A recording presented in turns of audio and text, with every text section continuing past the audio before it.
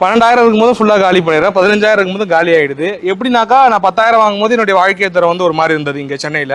இப்போ அடுத்த கட்டமா போகும்போது ஹோட்டல் கொஞ்சம் அதை விட கொஞ்சம் வசதியான ஹோட்டலுக்கு போறேன். இப்போ 15,000 வாங்கும்போது என்னைக்கா ஒரு நாள் KFC போலாமா, இல்ல அடையார் ஆனந்த பவன் போலாமா, அப்படி மைண்ட் செட் போகுது. இப்படி நடக்கும்போது என்ன ஆயிடுதுனாக்கா மொத்தமா எல்லா பணமும் காலி ஆயிடுது.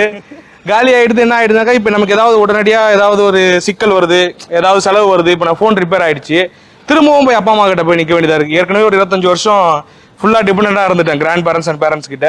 அதனால இந்த சேவிங்கிற மைண்ட் செட்டுக்குள்ளேயே மனநிலை போக மாட்டேங்குது. இப்போ நம்ம என்ன செலவு வாங்குறோம், சம்பளம் வாங்குறோன்றது முக்கியம் கிடையாது. நீங்கள் 10,000 வாங்கினீங்க, இப்போ 15,000 வரைக்கும் வந்திருக்கீங்க. இதே 50,000 ஆக போகுது, 1,00,000 ஆக போகுதுங்க. ஆனால் திரும்பி நீங்கள் 5 ஸ்டார் ஹோட்டல் போயிருவீங்க. அந்த பயம் இருக்கு எனக்கு. அதனால அதுதான் வந்து பார்த்தீங்கன்னா, இது எப்படின்னாங்க, நம்ம ஜென்ரலாக ஒரு விஷயம் பேசுகிறோம், இதை கண்ட்ரோல் பண்ணுறது நீங்கள் தான் அந்த மைண்ட் கண்ட்ரோலுக்குள்ளே வச்சுக்கணுங்க. இன்னும் மேரேஜ் ஆயிடுச்சா? இன்னும் ஆகலைங்க. அப்போ நீங்கள் நல்லா யோசித்து பாருங்க. இப்போ உங்களுக்கு வாழ்க்கையில் வந்து நீங்கள் சாதிக்க வேண்டிய விஷயங்கள் நிறையா இருக்குங்க. அதாவது சாதிக்க வேண்டியதெல்லாம்னா எந்த சாதனையாக இருந்தாலும் பணத்தை நோக்கி தாங்க. அப்போ நீங்கள் நெக்ஸ்ட் ஸ்டெப் போகும்போது, இப்போ நீங்கள் சிங்கிளாக போய் செலவு பண்ணணும், நாளைக்கு ஒரு ஃபேமிலி வந்து அவங்கள கூப்பிட்டு போய் செலவு பண்ண வைப்பீங்க. முதல் வந்து பார்த்தீங்கன்னா இந்த எக்ஸ்ட்ரா செலவு தாங்க இந்த சேமிப்புங்க. அதை வந்து நம்ம கட் பண்ணி ஆகணுங்க. நீங்கள் வெளியில் இருக்கீங்க, ரூமில் தங்கி இருக்கீங்க, கண்டிப்பாக வந்து உங்களுக்கு நீங்கள் ஹோட்டலில் தான் தங்கி ஆகணும், வேறு சாப்பிட்டு ஆகணும், வேறு வழி கிடையாதுங்க. பட் ஹோட்டலில் வந்து நீங்கள் மாறி மாறி சாப்பிட்றதுக்கு நிறைய மெஸ் இருக்குங்க. புரியுதுங்களா? மந்த்லி ஒரு அமௌண்ட் கட்டிட்டோம்னா நிறைய மெஸ் இருக்குங்க. நல்ல மெஸ்ஸே வந்து நம்ம உடம்பு கெட்டாத அளவுக்கு மெஸ் எல்லாம் நிறையா இருக்குங்க. அந்த மாதிரி நீங்கள் வந்து டெய்லி எங்கேயோ போனேன் சாப்பிட்டேன் அப்படி இருக்கிறத விட நீங்கள் எங்கே தங்கியிருக்கீங்க? நான் அங்கே ஜாஃபர் கான்பேட்டில் காசி தியேட்டர் அங்கேயே ரூம் பக்கத்துலேயே நிறைய மெஸ் இருக்கும். உங்களால் மத்தியானத்தில் வேணால் அங்கே போய் சாப்பிட முடியாமல் இருக்கலாம்.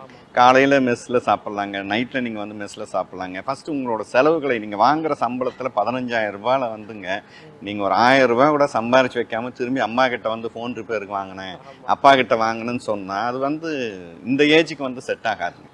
ஏன்னாங்க இப்போ உங்கள் வயசு என்னங்க? இப்போ 26 சார். இந்த 26 வயசில் நீங்கள் சேவிங் ஸ்டார்ட் பண்ணீங்கன்னா, எனக்கு தெரிஞ்சுங்க, ஒரு 1,000 ரூபாவை நீங்கள் ஸ்டார்ட் பண்ணீங்கன்னா நீங்கள் ஒரு 60 வயசில் பார்த்தீங்கன்னா சம் க்ரோஸ் நீங்கள் கையில் வச்சுக்கலாங்க, சில கோடி. ஆமாம். இப்போ நீங்கள் போய் ஒரு KFCயில் போய் ஒரு நாளைக்கு 500 ரூபாய் செலவு பண்ணுறீங்க பாருங்கள். அதை வந்து நம்மளோட சேமிப்புக்கு, நான் ரிட்டையர்ட் ஆனதுக்கப்புறம் கம்ஃபர்டபுளாக இருக்க போகிறேன், ஊரில் போய் நல்ல ஒரு வீடு கட்ட போகிறேன், கார் வாங்க போகிறேன்னு ஒரு நல்ல ஒரு கோல் நீங்கள் வச்சுக்கிட்டு அந்த செலவை குறைச்சிங்கன்னா அதுவே உங்களை வந்து பெரிய அமௌண்ட்டில் கொண்டு போய் நிறுத்திடுவாங்க. ஏன்னா இன்றைக்கி 1,000 ரூபாயில் ஆரம்பித்தவங்க தான் இன்றைக்கி பல கோடிகளை வந்து கையில் வச்சுக்கிட்டு இருக்காங்க. ஏதாவது நம்மளோட ஃபோக்கஸ் வந்து மாற்றிடுவாங்க. நான் வீணாக போய் ஒரு மாலில் சுற்றுறேன், ஒரு தேட்டரில் சுற்றுறேன். நீங்கள் ஒரு மாலுக்கு சும்மா போகிறான் லீவுன்னு வச்சிங்களேன், சும்மா போய் நம்ம மாலில் சுற்றுறான்னா கண்டிப்பாக 1,000 ரூபாய் செலவாகுங்க. இன்றைக்கி இருக்கிற சூழ்நிலாம் நீங்கள் 500 ரூபா பேக்கெட்லேருந்து எடுத்திங்கன்னா ஒரு நிமிஷத்தில் எப்படி காணாமல் போயிடுச்சுன்னு தெரியாதுங்க.